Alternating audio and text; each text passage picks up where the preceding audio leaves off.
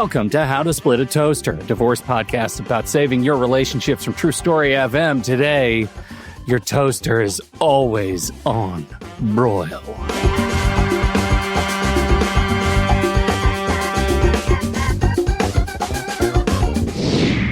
Welcome to the show, everybody. I'm Seth Nelson. As always, I'm here with my good friend, Pete Wright. Today, we're diving into the hidden patterns that quietly derail relationships from the inside out. Our guest, Dr. Philip Agrios, is here to unpack the psychology of self-sabotage. What is it? Where does it come from? And how can it wreak havoc during the divorce if left unchecked? Whether you're trying to save your marriage or move on from it with a little more clarity, we've got a legal strategy and emotional insight that will help you avoid sabotaging your future. Dr. Philip, welcome to the toaster. Thank you so much for having me. It's an honor. So glad you're here. Jersey, represent. Glad to have you on the toaster. We're talking about self-sabotage. We're talking about it in the context of relationships.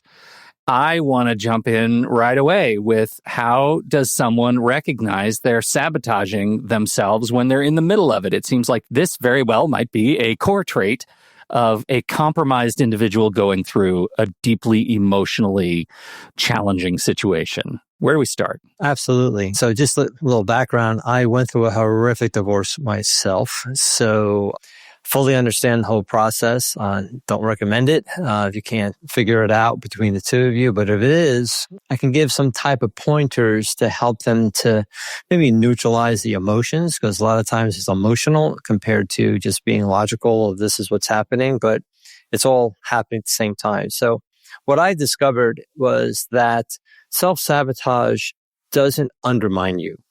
It actually protects you from the very success that you are seeking, because subconsciously that success is more painful than doing the same thing over and over again. We're gonna have to unpack that. I think it protects you from good is I think what you just said. Right, because at that moment the subconscious mind sees it's dangerous, so it wants it to keep where you're at because that's what you know. Because if you actually have that success, it could bring you to become more uncomfortable. So there are actually three fundamental reasons why we have self-sabotage, if I may go into them. Yeah, please. So the first one is that you've had success before and then you lost it. So as a business owner, you might have had some good success and then something came along, 2008 or COVID or whatever, and you lost it. So then as you start to rebuild, you never get to that point again, because if you ever lose it again, it's more painful. So we don't get to that point. If you had your heart broken and now you're going out and dating again and you find somebody, but you don't get to that point again of that love, because if you ever had your heart broken again, it's too painful. So you settle and you don't go after what you truly want. So that's the first fundamental reason, is you had success before and you lost it. The second one is sidestepping what's necessary. I have to get on this podcast and listen to these guys and learn something. I have to write a book. I have to go back to school. I got to listen. Now, you know what? There's a great new Netflix series. I'm going to binge watch that, and then I'll get back and doing what I'm supposed to do. Yeah, okay, well, Jesus, wait. are you in my house right now? My God, man. Just describe Pete's life. How could we both lean in on the same joke and it still feels so gross? Absolutely. So you don't do what's necessary to get to that success because, again, it's uncomfortable and your body's protecting you from your thought of this is going to be more painful of that. And the third one is more success equals more pain. So you gentlemen have your businesses, right? Have you ever had a great month and the next one sucked? I'm sure I don't know what you're talking about. Right. You know, exactly. Well, what happened was you did what you had to do and things got so out of hand. Maybe you had more clients than you could handle or other things were happening. So the next month you don't continue doing what you're doing because the pain of maybe not serving them because now you're too overwhelmed, or now I'm never going to see my family. I don't see them now. Now I'm so busy. So what we do is we stop doing that success and we drop it down to where we are, or maybe even drop it down even further so we'd ever get to that point and have that pain. So the three are I've had success before and I lost it. Sidestepping what's necessary. And 3, more success equals more pain. I have a question on this. Sure. In a life a long, long time ago in a galaxy far, far away, I used to work with kids that were in trouble with the law and truancy. And it was whether I worked in residential programs, I worked in day programs. It was approximately a 6-month program. If the kids did well, they would go back to their community school, their zone school. You got a kid in there early on, was having trouble, but over the 6 months makes a turn. He starts, or she would start thinking beyond their nose, right? And seeing that there's consequences. And they would be in their last 2, 3, 4 weeks gearing up for graduation. This was the first real success they've ever had in their life. When I was working there, those were the kids I would focus most on because it was comfortable to them to go get in a fight, to cuss out a teacher and not graduate because they knew what was going to happen and they were comfortable with the negativity. And they liked being there because it's the first successes that they had, but they've never had success. And then if they hit the success, they knew they were going back to that school where everyone viewed them as the bad kid that had to go to that other school, where all the positive and leadership roles they were currently taking, now they're kind of at the bottom of the totem pole. And those were the kids that I would focus on to be like, you've got this, man. Like you can do this. Don't regress. Don't go back. Success is going to be different for you. So is that part of self-sabotaging as well? Absolutely. Now, there are thousands of reasons why at that moment that child is going back into that regressive to where they feel comfortable. One of the reasons could be is that now he goes back or she goes back, they're known as the bad person. Now that the goody good two shoe may be on the other extreme in their mind. And now they're going to get bullied or whatever the case may be because they're trying to reassess who they are and telling these kids, this is who I am, right? That could be painful for them. It could be their old, it's like drug addicts, right? When you get clean, now you go back to the same old group. And now they're pulling you to a point of self peer pressure to go back. And then you start doing drugs again because it's harder to disconnect from those friends that have been with you and all the other things that you're thinking compared to moving into another direction. So, like I said, there are thousands of different reasons why, but it always comes down to that if they continue doing what they're doing when they graduate, it will be more painful than going back to who they were. Even though they spent 6 months doing what it is and they know this is what they need to do, they won't. Same thing with business owners and whomever is that they know this is what they'll do to be successful, but the pain it's basically what price are you willing to pay?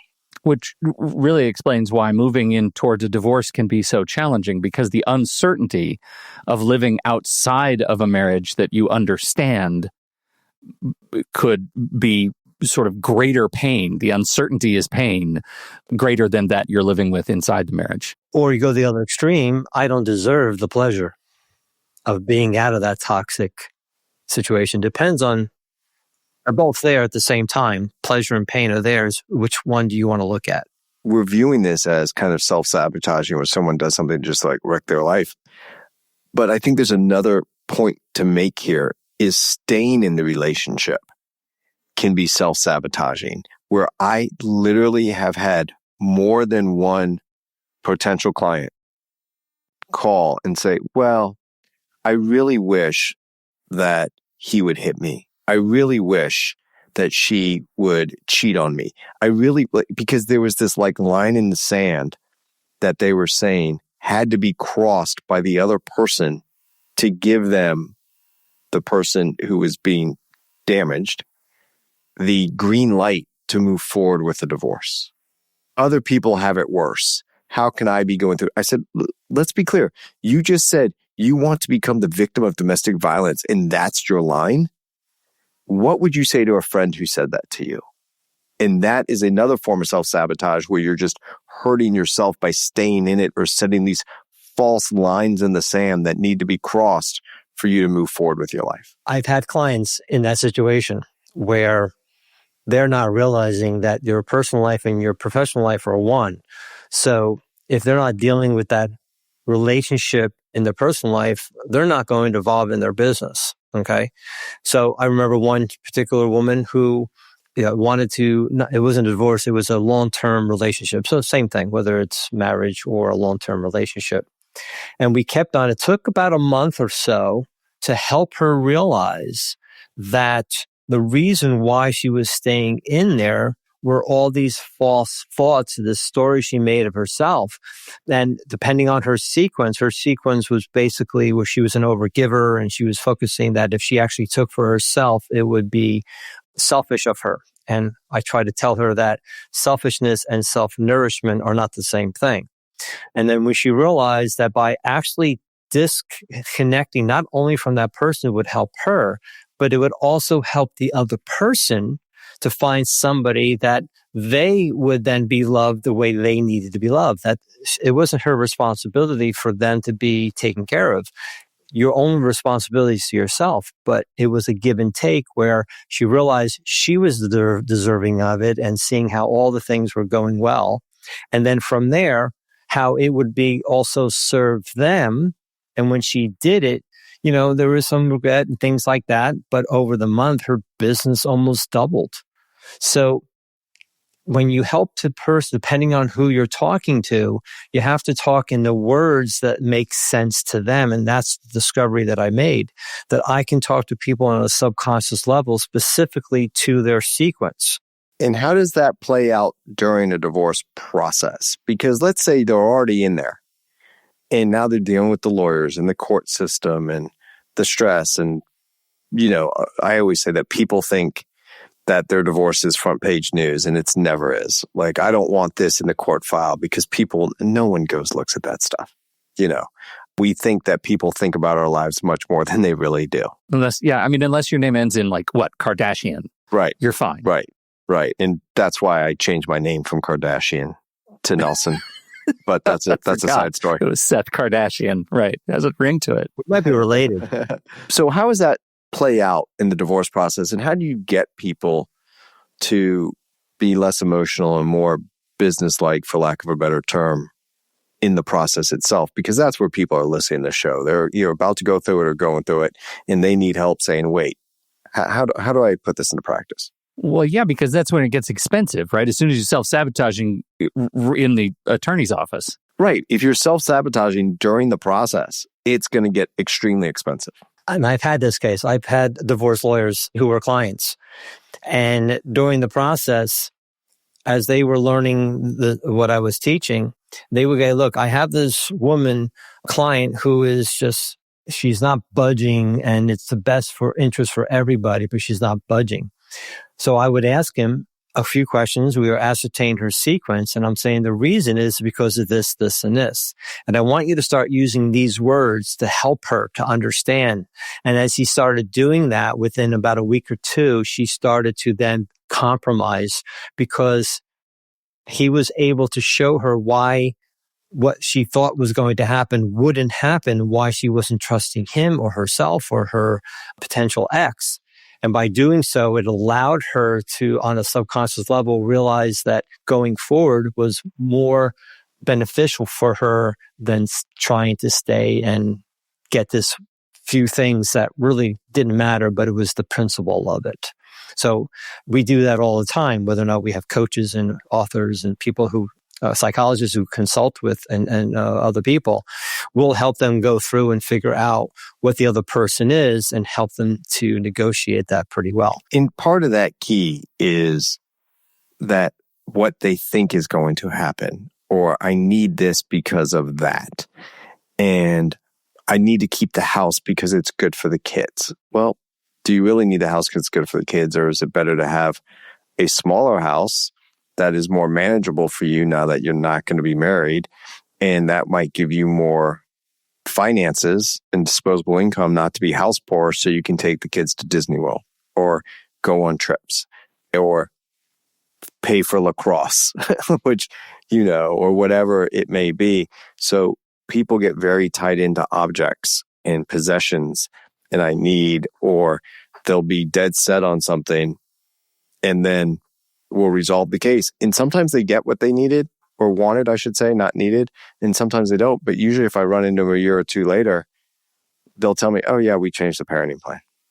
The one we fought for casual. Yeah. Like, right. That Thursday overnight, it turned out that I got a job and I had to work Thursday overnights and it's worked out. Like, or sometimes they say, you know what?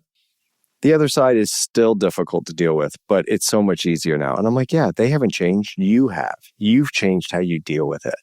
You know how to handle it better for you. I'm not saying you're doing the other side any favors, just the opposite. You're making your life easier.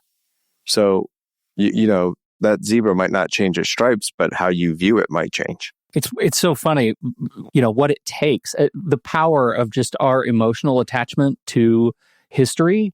And even when you realize, when you see on paper that the word principle is just spelled in dollar signs when you're talking to your attorney, even that it can be just sort of immovable if you're not sitting down and doing the work and trying to figure out where your emotional attachment to history is sabotaging you over your fear of the future and uncertainty. That's an equation I'm sort of trying to put together in my head that seems to make sense. Yeah, it comes down to what we call their superpower.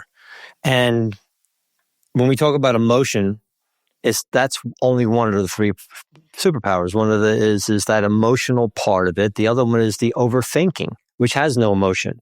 It's just, very structured to the point where they don't want to go out and they don't want to be flexible. It's overthinking and not able to disconnect from that thought because it's more painful to go into something else. The other one is that the other person's feelings were hurt and their feelings are getting in the way of making a proper decision, not only for themselves, but for the family as a whole, if there's children in, right? Right. Because usually, as you see, is that without kids, it's just a business transaction. With kids, it's a whole another story. Even without kids, people will find a way. Right, they'll find a way to do that, but it gets more complicated with the kids, right? Sure, absolutely. I'm just saying that very frequently on the show we'll talk about with kids without, but I have had a lot of cases, dissolution of marriage without children, that are just as difficult, if not more, than ones with kids. Because sometimes the kids, they figure out the kids stuff pretty quickly and then they move on and we get the financials. Generally speaking, I hear what you're saying. For all those listeners out there that don't have kids that are going through it, I don't want you to ever think that, oh, I don't have a kid, this isn't important, this isn't relevant. It is just as difficult. It's still your life. It's still a divorce. It's still broken dreams and promises. So, we hear you out here. I thank you for correcting me with that. You have the experience. It's just what I had. So perfect. It makes total sense. I want to look at some of the dark corners because some of these things are kind of the things you're shining a light on are the things your attorney is going to tell you, the things that your former spouse is going to tell you, your friends are going to tell you. What are some of the overlooked ways for people listening to this show who might not yet see themselves in the patterns we're describing, that they might be unconsciously or subconsciously sabotaging their future financially, legally, emotionally, during and after the divorce? What do you see? So let me go down into what I discovered. Maybe that would help answer that question more effectively. Would that be okay? Please, yeah. So basically, I found that there are actually three basic traits that make up who we are. We call them the director, the supplier, and the communicator. And when we place them in a sequence called the protective sequence, depending on how you were born, because you're born this way, depending on how those traits are sitting, whether or not they're in the superpower end or the saboteur end, it actually creates 6 sequences of human behavior. So there's really only 6 people in the world. Once you understand the other person's sequence, you'll know exactly why they're behaving in the way they're behaving. So there's no more judgment out of it. It becomes into understanding why they're doing what they're doing. So imagine the ex or their children and whomever. Once you understand the sequence of that person, you can then understand what they're going through and then using what we call the antidote to help balance that protective sequence so they go into the success sequence, the growth sequence, instead of staying stuck. So somebody outside that knows somebody of that sequence can actually subconsciously shift them and help them through that. And that's why lawyers who know this technique not only use it with their clients, but they can use it in court as well. Okay. Let's pivot just a bit to court and start with self-sabotage, in court during a deposition. Maybe, Seth, why don't you set us up and then we'll get a response. Well, that was such a great actually lead into that transition on how people can use things in court. As you know, Pete, we've done it with you on the show previously on how to prepare for a deposition and how to answer things. Yeah. And it's nerve-wracking and stressful. It's unpleasant. Right. Yeah. Which is just basic rules. Listen to the question, think about the question. If you understand it, answer it honestly. This is the hard part. In the least number of words as possible, and stop talking. Least number of words as possible. And literally, I've had clients tell me, I was answering that question in my head, Seth. I knew I was supposed to stop, but I just wanted to say it. Couldn't stop. And that's just the self-sabotage. Like, despite practicing and listening and doing hypotheticals that have nothing to do with your case. Like, I run people through all sorts of different, I could just call them skill sets and practices that I'll ask questions that have nothing to do with your case just to practice how you answer questions. Because if you do it in their case, they're thinking about their case. If you do it about other things, they're not. And it's a way to practice. And literally they'll say, I knew I was supposed to stop, but I just wanted to say it. And it's after all that practice, and you're paying me very good money to not take my advice, you are literally hurting your own case because you never know when you add that little extra that's going to pull that thread that lawyer, that judge is going to ask you in court that might now lead down to a road that would have never been opened. It just had a do not enter sign and you just took that away. So that's the biggest one I see in court and in depositions. The other thing I see in self-sabotaging, you have people who everything's a big deal. And so when everything's a big deal, you kind of don't know how to decipher that down in a way that you can just get it into court. And that everything is a big deal might be the lunches aren't right. So mom puts in all the junk food and dad's upset about that because he's a health nut. Well, I'm like, okay, but it's just a lunch. And that's not what the court's going to be concerned about. Or mom might be concerned that when dad plays with the 2-year-old, tosses the 2-year-old up into the air and it's dangerous because that's what dads do. But moms typically don't do that. That's not something that's going to take up time in court. But everything is a big deal. Everything might be, in your view, an emergency, but under Florida law, check your local jurisdiction, it's not an emergency for the court. And remember, Pete, in court, I'm lucky to get a 2-day trial. Let's say if I get a 2-day trial, I have 8 hours. Lunch boxes are not entering into it. Right. You don't have time. The judges don't have time. And I think people don't really appreciate how limited it is for the judge to see what happens in court because the client has more information than anyone. Then the lawyers get information, and then I have to boil that down from deposition information and document information and expert information and reports that come from experts and the data that the reports relied on or that the expert relied on creating. I got to get all that down into 4 hours in a 1-day trial or 8 hours in a 2-day trial. So you got to get in and get out, and you got to get that jigsaw puzzles pieces put together in a way that the court's going to see the ultimate picture you want it to see. And I think when people are just so overwhelmed and they think every little thing, and it just balloons your fees. It just balloons your fees. And then you get frustrated when it didn't get into court and your lawyer's saying, I only had so much time to get stuff into court. And I, as your lawyer, make the decisions strategically what I think is going to be most persuasive. Yeah. How do you tie that back to our first principles? So at that moment, that person their superpower is communication. They talk. The reason why they overly talk is causes them to validate themselves. Once they understand that they don't have to say that and they feel validated, then they can just be very quick with the story and follow exactly what you do. Or they're scattered all over the place. They forgot, they weren't focused and things like that. And they're thinking about 1,000 things and not really focusing on that. Going back to the lawyer, you probably have lawyers and lawyers listening to this as well, is that lawyer that comes in, he's not prepared. That's his sabotage. He's scattered all over the place. The other person who maybe feels for the other person and doesn't ask the hard question because they got their feelings into play. It all depends on their sequence and why it became imbalanced. But as soon as they use the antidote, now their questioning is much more effective. The people who are answering is much more effective. And by using this, it allows them to really get to the point and go to the direction in which they want to be. Yeah, it's a very good point about what their lawyer will ask and how they respond to their clients. Because part of the skill set, I think, is meeting people, as you said, talking to them in a way that they can understand.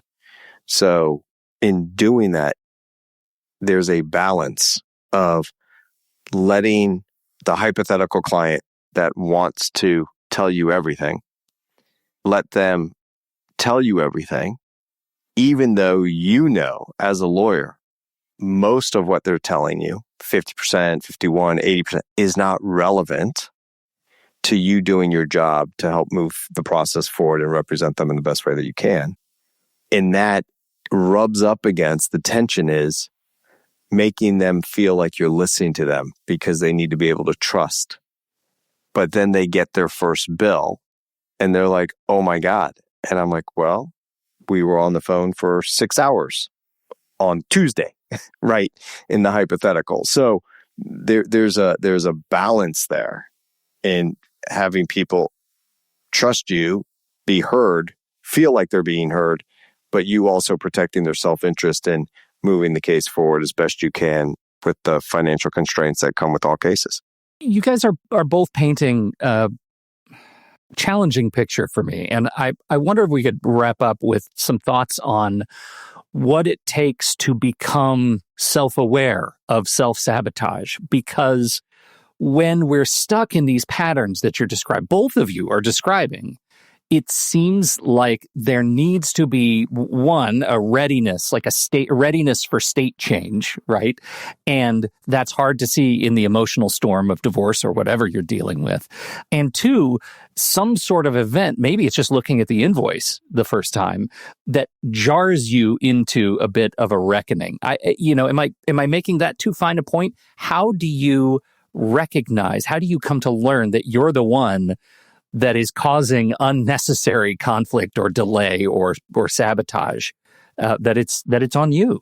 There's only two things we do as humans. We protect and we grow. We contract, we expand, we give and take. We're vibrational beings. So it's either you're in protection or you're in growth. It's either way, depending on where you're looking at. At that moment, if you're out of the flow and things are not, you know how you are, just everything's going well and you feel good and all that, that's when they're actually using their antidote and they don't know it. But any type of resistance, stress, worry, anything that causes you to get out of the flow, you are in protection. And a great question to ask someone to become aware is, why am I protecting myself at this moment in time? I'll say it again. Why am I protecting myself at this moment in time? It helps them to open up to see that at this moment, I'm reacting this way because of such and such and such, or this person is representing my mother. My mother did this always to me, or whatever the case may be, or how this person is reacting to me is causing me to have to defend myself, to protect myself for some reason. And when people do that, they start to at least pull back a bit and go, it's okay. I'm just in protection. There's nothing wrong with me. I'm not an idiot, or all the 100 words you're saying to yourself.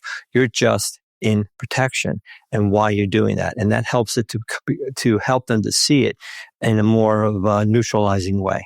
Seth, what do you see when people, is it the invoice jarring that gets people to be aware? Do you find a similar sort of path to awakening? when you're dealing with them in a deposition?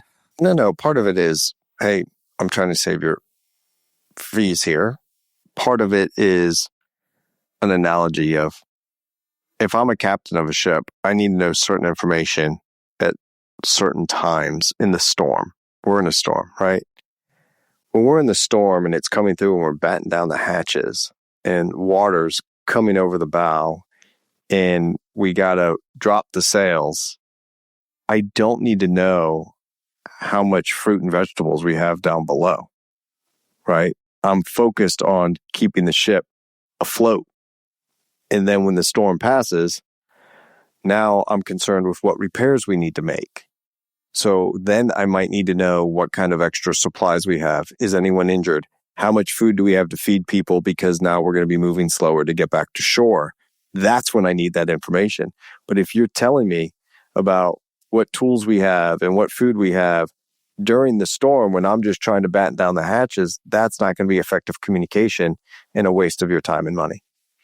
The other thing, what I would tell you of self-sabotage, and I think this is the key of, Pete watching Netflix, is it's overwhelming the amount of documents that we ask clients to get because they're mandatory. We're required to give them to the other side. And that is a big pain point in self-sabotage where we have to follow up and our paralegals follow up and follow up and follow up, which every email, every phone call, every time you send a document that's not accurate or outside the scope and we have to look at it and say, no, this is what we asked for.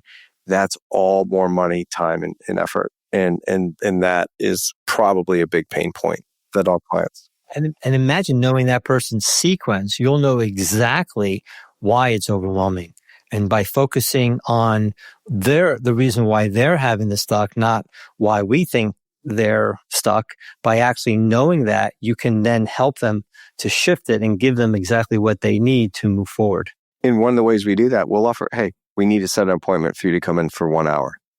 What for? We're going to work on your discovery together. Give you a head start. It's going to be 1 hour. I don't care if we get 3 documents in the hour or if we get all the documents in the hour, but we're going to get something done.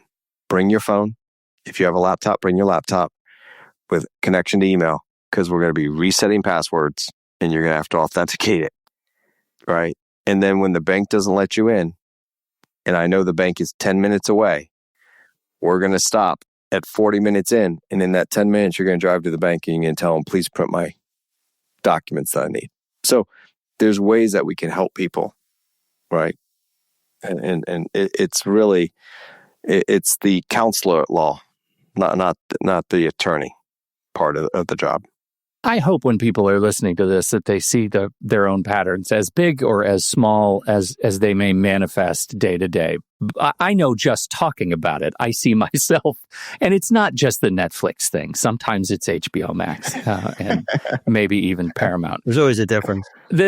This has been an illuminating conversation, Philip. Thank you so much for being here, for helping our folks out in our community. We sure appreciate your time. Where you've got so much going on. I've got your link in the show notes to Transcend Now. What do you want to just give us a brief idea of where people can learn more about the antidote and the sequence and all the wonderful things you're teaching us? So they can go to the tnowmethod.com, the tnowmethod.com.